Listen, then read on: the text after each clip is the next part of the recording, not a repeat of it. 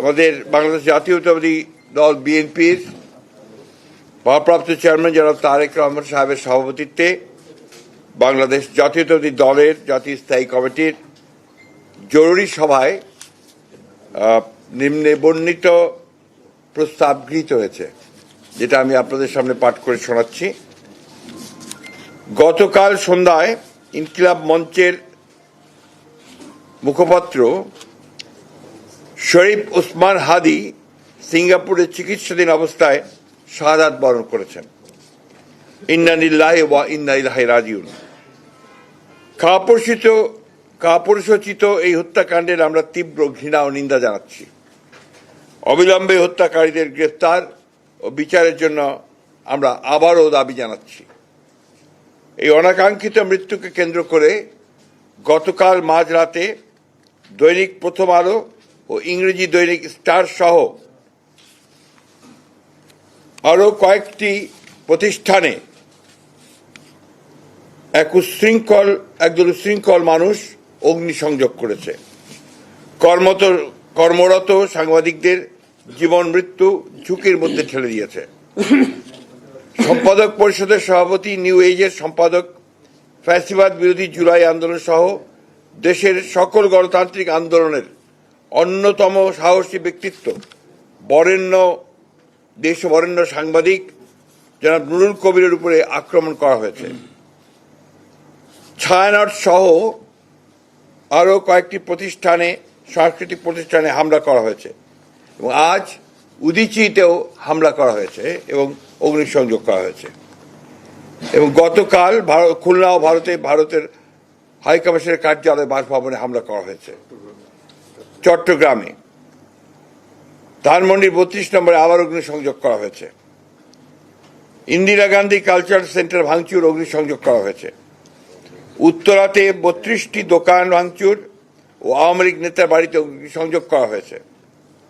এবং সবচেয়ে মারাত্মক, ধর্ম অবমাননার অভিযোগ এনে ময়মনসিংহে এক হিন্দু যুবককে গাছে ঝুলিয়ে পিটিয়ে হত্যা করা হয়েছে, আগুন দিয়েছে।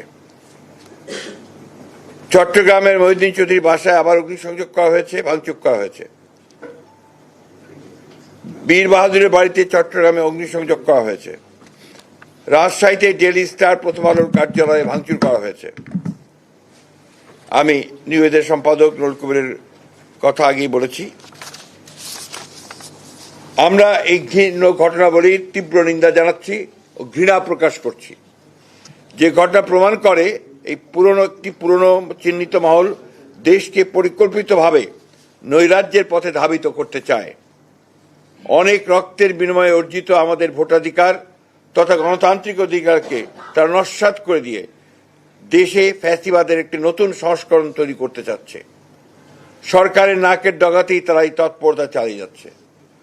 জনগণ মনে করছে যে সরকারের ভূমিকা সন্তোষজনক নয়, ফলে দেশ বিদেশে সরকার তথা দেশের ভাবমূর্তি ক্ষুণ্ণ হয়ে চলেছে। ইতিমধ্যে এই হত্যাকাণ্ডের প্রতিবাদে দেশের সকল রাজনৈতিক দল প্রতিবাদ করেছে এবং হত্যাকারীদের বিচারের দাবি জানিয়েছে। হত্যাকারীদের গ্রেফতার করে বিচারের আওতায় আনতে সরকারের প্রতি চাপ সৃষ্টি করে চলেছে। এরূপ পরিস্থিতিতে এই ধরনের ন্যাক্কারজনক হামলার আমরা জাতীয় সংসদ নির্বাচন তথা গণতান্ত্রিক উত্তরণের প্রক্রিয়াকে অনিশ্চিত করার ষড়যন্ত্র বলেই আমরা মনে করছি। শান্তিকামী গণতান্ত্রিকামী দেশবাসীর পক্ষ থেকে এই ঘৃণ্য ষড়যন্ত্রকারীদের আমরা হুঁশিয়ার করে দিতে চাই। এত রক্তের বিনিময়ে অর্জিত আমাদের দেশকে আমরা ধ্বংস করতে দিতে পারি না। এই অপশক্তিকে ঐক্যবদ্ধভাবে রুখে দিতে হবে। এই ষড়যন্ত্র প্রতিহত করতে নৈরাজ্য বিরোধী সকল রাজনৈতিক সামাজিক শক্তির আজ ঐক্যবদ্ধ হওয়ার কোনো বিকল্প নাই। যে ঐক্যের মাধ্যমে আমরা ফ্যাসিবাদের পতন ঘটিয়েছি এবং অন্তর্বর্তীকালীন সরকার ও জাতীয় নির্বাচন আদায় করেছি, তারই ধারাবাহিকতাতে আমরা সকল দেশপ্রেমিক শক্তিকে আজ আবারও ঐক্যবদ্ধ হওয়ার আহ্বান জানাচ্ছি। ধন্যবাদ।